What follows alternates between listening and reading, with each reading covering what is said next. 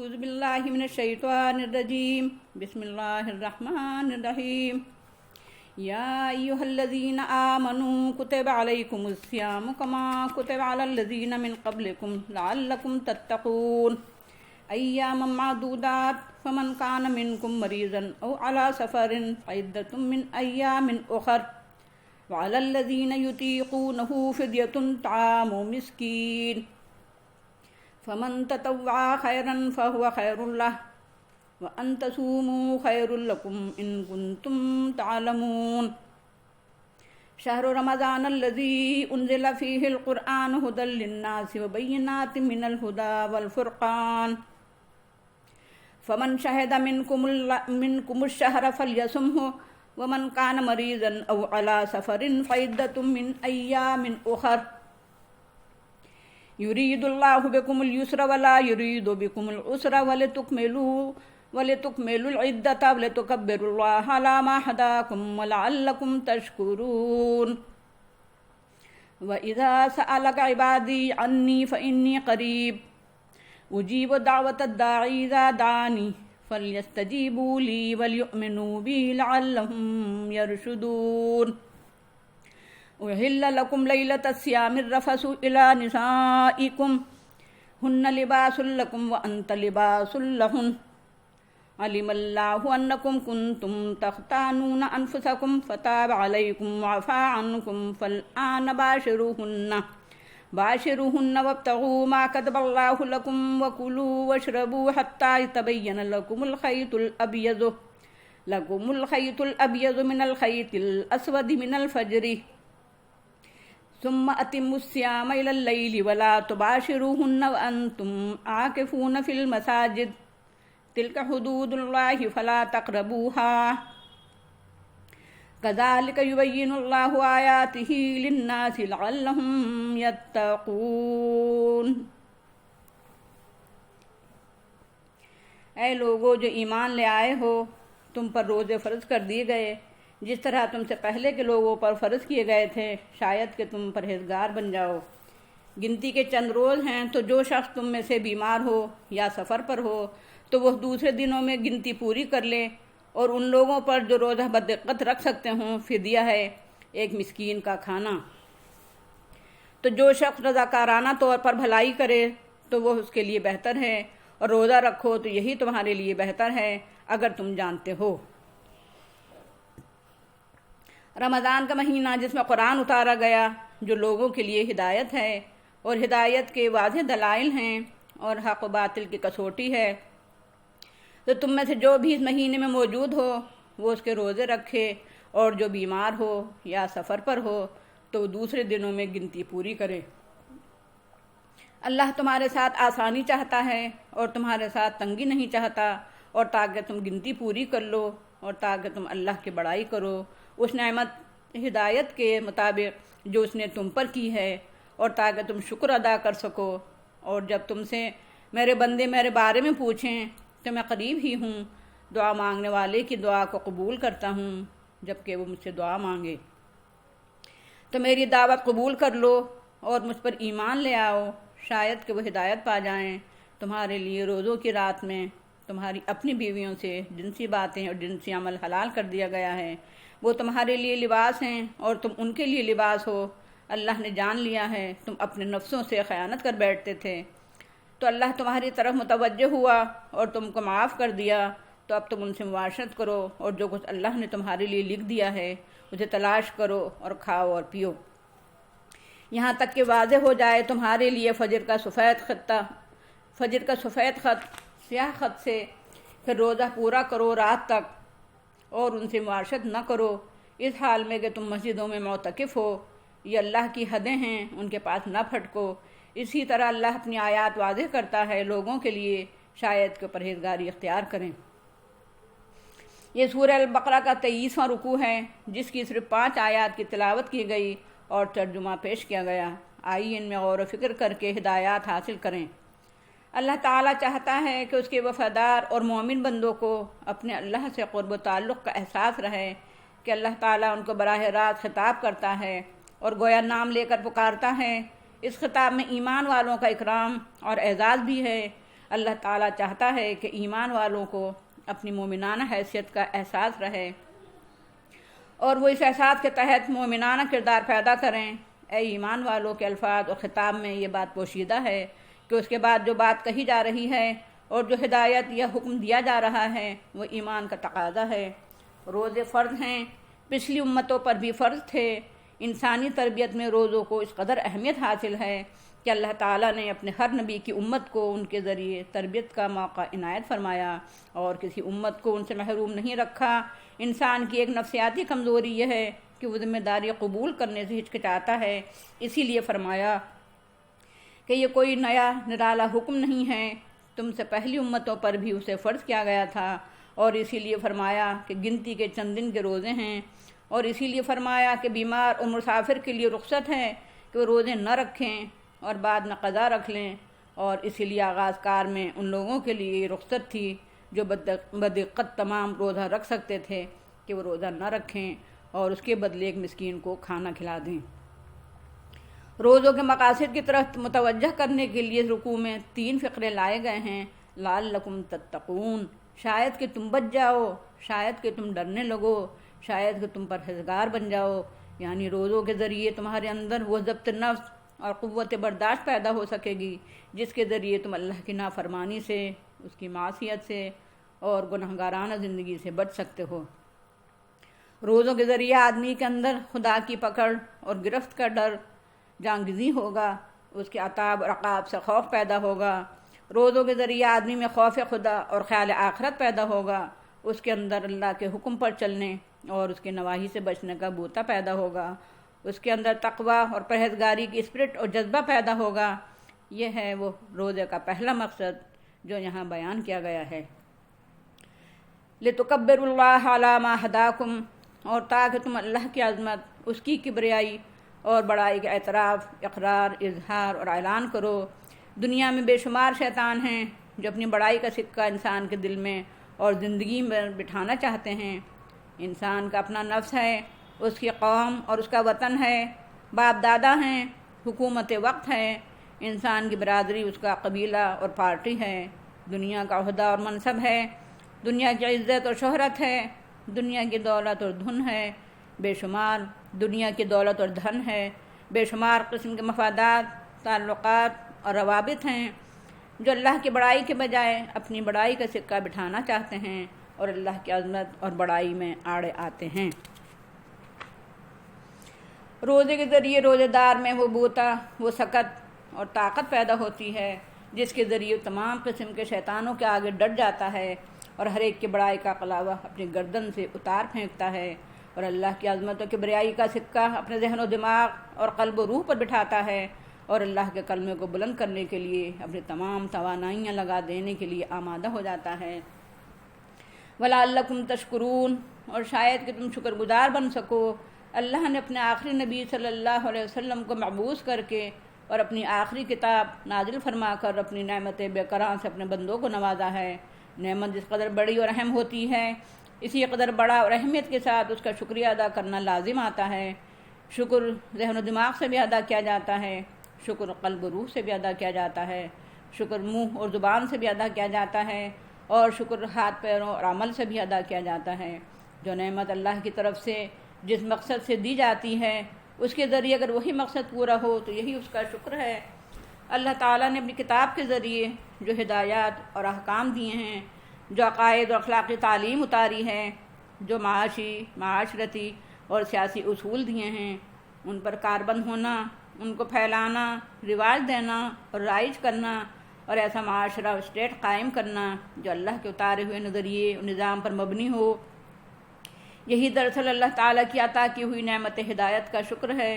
غرض کے روزوں کے ذریعے آدمی میں تقویٰ پیدا کرنا، اللہ کے کلمے کو بلند کرنے کی صلاحیت پیدا کرنا اور اللہ کا شکر گزار بندہ بنانا مقصود ہے۔ جس دور میں روزوں کے بجائے فدیہ دینے کی اجازت تھی، اس زمانے میں بھی روزہ رکھنا ہی بہتر تھا، اور اگر کوئی روزہ بھی رکھتا اور فدیہ بھی دیتا تو یہ عمل نور علی نور ہوتا اور ایسا شخص زیادہ اجر کا مستحق ہوتا۔ ایک سوال یہ پیدا ہوتا ہے کہ گنتی کے چند روز جن کے روزے فرض کیے گئے ہیں کتنے اور کون سے ہیں؟ اس کا جواب یہ ہے کہ وہ رمضان کا مہینہ ہے، یعنی صرف 30 یا 29 دن ہیں، اس جواب سے ایک اور سوال پیدا ہوا کہ آخر رمضان کا مہینہ ہی کیوں مقرر کیا گیا؟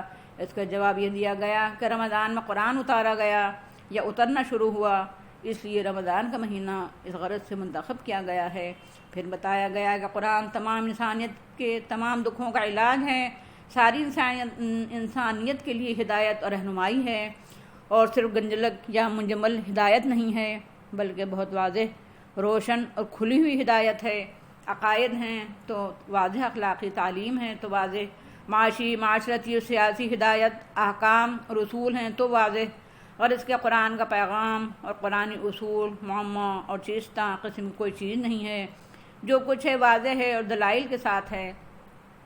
قرآن پر ایمان لانے سے اور اس میں غور و فکر کرنے کے بعد اس کے فکر سے اپنا فکر اور مزاج بنانے سے اور اپنی زندگی قرآن کے سانچے میں ڈھالنے سے آدمی کے اندر وہ صلاحیت اور ذہنیت پیدا ہوتی ہے جس سے وہ ہر معاملے اور ہر مسئلے میں، حق و باطل میں، اچھے اور برے میں، صحیح اور غلط میں تمیز کرنے لگتا ہے۔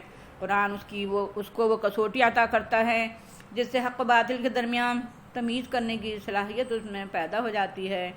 پہلے روزہ رکھنے اور فدیہ دینے میں اختیار دیا گیا تھا، بعد میں رمضان کے روزے لازم کر دیے گئے۔ اس دوسرے حکم کے ساتھ بیمار اور مسافر کے لیے رخصت کو دوبارہ ذکر کر دیا گیا تاکہ کسی کوئی دھوکہ نہ ہو کہ کہیں رخصت بھی ختم نہ کر دی گئی ہو۔ ساتھ ساتھ یہ بھی بتا دیا گیا کہ اللہ تعالیٰ اپنے شرعی احکام کے ذریعے بندوں کی زندگی کو تنگی میں مبتلا کرنا نہیں چاہتا، بلکہ بندوں کو اپنی شریعت کے ذریعے آسانیاں فراہم کرنا چاہتا ہے۔ اللہ کی شریعت سے محروم ہو کر افراد اور سوسائٹی ہمیشہ رسوم و رواج کے طوق و سلاسل اور ہتھ کڑیوں، بیڑیوں اور زنجیروں میں اپنے کو قید کرتی اور جگڑتی رہی ہیں۔ اللہ تعالیٰ بندوں کو سہولت دینا چاہتا ہے، چنانچہ روزوں کے سلسلے میں بھی مسافر کے لیے، حاملہ اور مرضعہ یعنی دودھ پلانے والی ماں کے لیے رخصت عطا کی گئی ہے کہ روزے نہ رکھیں اور بعد میں قضا رکھ کر گنتی پوری کر لیں۔ یہ بھی اللہ تعالیٰ کا کرم ہے کہ اس نے بعد میں قضا رکھنے کی اجازت دے دی ہے، ورنہ سفر یا کسی بیماری اور معذوری کی وجہ سے کوئی شخص رمضان میں روزے نہ رکھ سکتا تو پھر ثواب اور افادیت سے محروم ہی ہو جاتا جو روزوں کے ذریعے مد نظر ہے۔ یہ بھی اللہ تعالیٰ کا فضل و کرم ہے کہ رمضان جیسے مہینے میں روزوں کی عبادت انجام دیتے ہوئے اس نے شوہر اور بیوی کو رات میں باہم مباشرت کرنے، اسے حاصل کرنے کی اجازت دے دی ہے۔ اسلام انسانی نفسیات کے مطابق رہبانیت، مادیت یا دنیا پرستی دونوں کے برخلاف اعتدال کی تعلیم دیتا ہے۔ قرآن کا اعجاز ہے، کلام الہی ہونے کا ایک ثبوت یہ ہے کہ حکمت سے لبریز فقرے اور نصیحت سے بھرپور جملے احکام اور ہدایت کے درمیان لاتا چلا جاتا ہے۔ مثال کے طور پر یہاں فرمایا، عورتیں تمہارے لیے لباس اور تم ان کے لیے لباس ہو۔ لباس آدمی کے جسم سے جس قدر قریب بلکہ اس سے پیوستہ ہوتا ہے، دوسری چیز اس قدر اس کے جسم سے چمٹی ہوئی نہیں ہوتی۔ شوہر و بیوی کی قربت بھی ایسی ہی ہوتی ہے، دوسرے کسی کا جسم آپس میں اس قدر ملاپ نہیں رکھتا۔ لباس آدمی کا پردہ پوش ہوتا ہے، شوہر بیوی کے لیے اور بیوی شوہر کے لیے، دونوں ایک دوسرے کے لیے پردہ پوش ہوتے ہیں۔ لباس آدمی کو گرمی اور سردی وغیرہ موسمی اثرات اور موسم کی شدتوں سے بچاتا ہے۔ شوہر بیوی بھی ایک دوسرے کو گرم سرد حالات میں، ہر قسم کی گرمی اور سردی میں ایک دوسرے کو بچاتے اور محفوظ رکھتے ہیں۔ لباس آدمی کے لیے زیب و زینت اور آرائش و زیبائش اور وقار کا ذریعہ ہوتا ہے۔ شوہر اور بیوی بھی ایک دوسرے کے لیے زیبائش اور وقار کا ذریعہ ہوتے ہیں۔ اسی لیے اللہ تعالیٰ نے روزوں جیسی عبادت کے دوران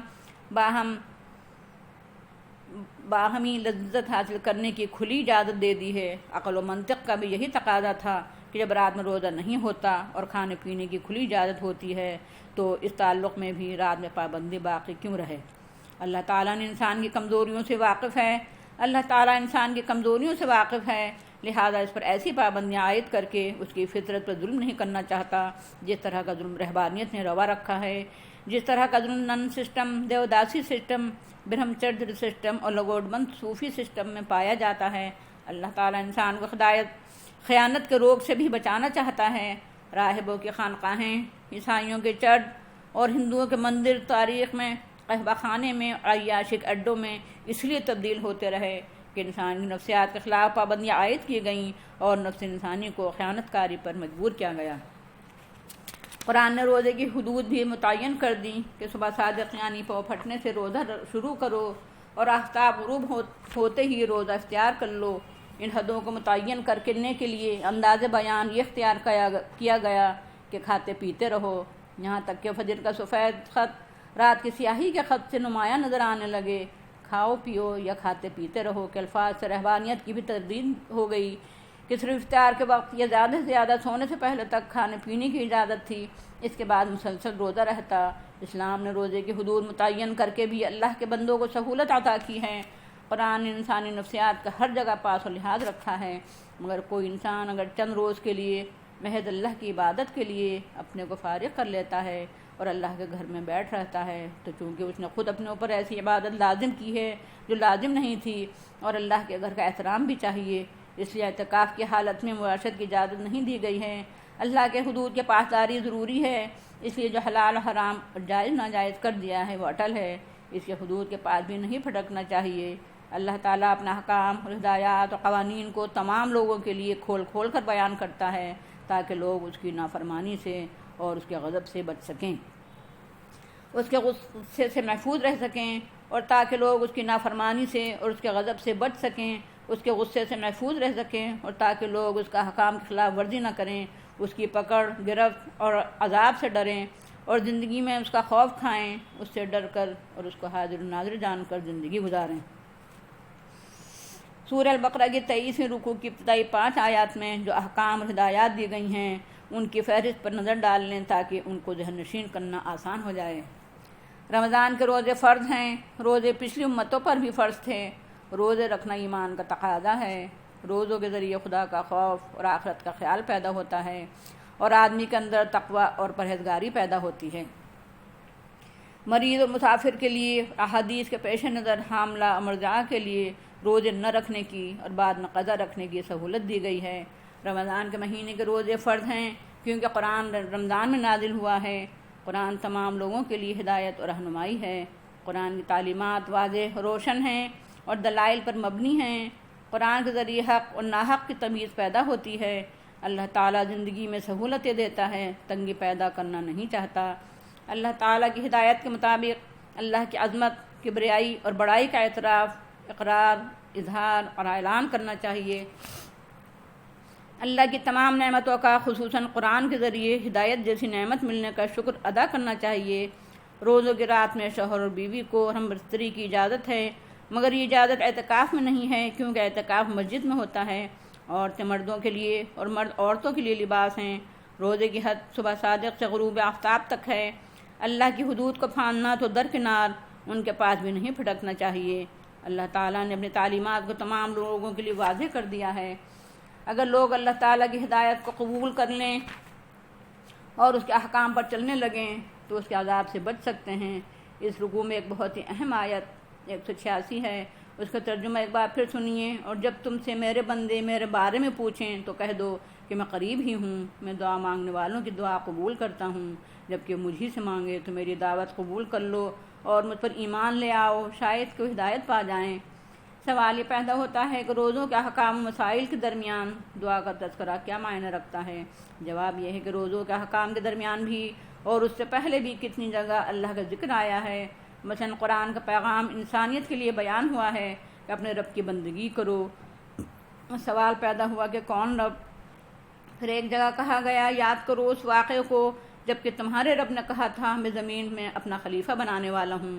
سوال پیدا ہوا وہ کون، کیا اور کہاں ہے جو زمین پر اپنا خلیفہ بنانے کا اعلان کر رہا ہے؟ پھر بنی اسرائیل کو منصب امامت سے معزول کرنے اور امت مسلمہ کو اس منصب پر فائز کرنے اور قبلے کی تحویل کا حکم بیان ہوا ہے۔ سوال پیدا ہوا کہ کون ہے اور کہاں ہے جو کبھی کسی قوم کو منصب امامت پر فائز کرتا اور پھر اسے معزول کر کے کسی دوسری ملت کو منصب امامت پر فائز کرتا ہے؟ اسی طرح کہا گیا تم پر قتال فرض کیا گیا، تم پر وصیت فرض کی گئی، تم پر روزے فرض کیے گئے۔ سوال پیدا ہوا فرائض عائد کرنے والا کون ہے، کہاں ہے؟ ان فطری سوالات کے جواب دیا گیا کہ میں اللہ کہیں دور نہیں ہوں، تم سے قریب ہی ہوں، اس لیے مجھے تلاش کرنے کے لیے کہیں جانے کی ضرورت نہیں ہے، مجھ سے دعا کرنے کے لیے چیخنے اور چلانے کی ضرورت نہیں ہے، مجھ سے مانگنے کے لیے کسی کے طفیل، کسی کی جاہ یا کسی جنات یا کسی انسان یا کسی فرشتے کے وسیلے کی ضرورت نہیں ہے۔ میری مرضی کے اعمال کرو اور مجھے ہر جگہ پکارو اور مجھ ہی سے دعا کرو اور براہ راست مجھے کو پکارو، اور دوسری شرط یہ ہے کہ میری دعوت جو میں قرآن کے ذریعے اور محمد رسول اللہ صلی اللہ علیہ وسلم کے ذریعے دے رہا ہوں قبول کر لو اور مجھ پر سچا ایمان لے آؤ۔ اللہ فرماتا ہے میں ہدایت اس لیے دے رہا ہوں کہ شاید وہ ہدایت پالیں اور دوسروں سے دعا کر کے شرک میں لت پت نہ ہوں۔ معلوم ہوا کہ سورہ فاتحہ میں جس طرح بغیر کسی واسطے اور وسیلے کے، بغیر کسی طفیل اور کسی کے جاہ کا واسطہ دیے بغیر کسی کے طفیل اور کسی کے جاہ کا واسطہ دیے بغیر دعا کرنے کی تعلیم دی گئی ہے، اسی طرح یہاں بھی دی گئی ہے۔ دوسری بات یہ معلوم ہوئی کہ اللہ تعالیٰ نے سیڑھی لگا کر پہنچنے کی بات اشارہ کنائے میں بھی نہیں کہی ہے۔ ویسے بھی سیڑھی کسی مادی چیز سے ٹکائی جاتی ہے اور اللہ تعالیٰ مادے سے پاک ہے۔ سیڑھی پر پیر رکھے جاتے ہیں، کسی ولی نبی کو سیڑھی قرار دینا دراصل بڑی بے ادبی اور بدتمیزی کی بات ہے۔ تیسری بات یہ معلوم ہوئی کہ وسیلہ ضروری ہے تو اسلامی دعوت قبول کرنا، ایمان لا کر اس کے تقاضے پورے کرنا، یعنی ایمان اور عمل صالح کا وسیلہ ہے۔ چوتھی بات یہ معلوم ہوئی کہ چونکہ روزوں کے ذریعے اللہ تعالیٰ کا تقرب حاصل ہوتا ہے اور اللہ تعالیٰ ہے بھی قریب، بلکہ شہرک سے بھی زیادہ قریب ہے، اسی لیے روزوں کے مسائل کے درمیان دعا سکھائی گئی۔ دعا ہی دراصل عبادت ہے، بلکہ دعا مغز عبادت ہے۔ وآخر دعوانا ان الحمد للہ رب العالمین۔ السلام علیکم ورحمۃ اللہ وبرکاتہ۔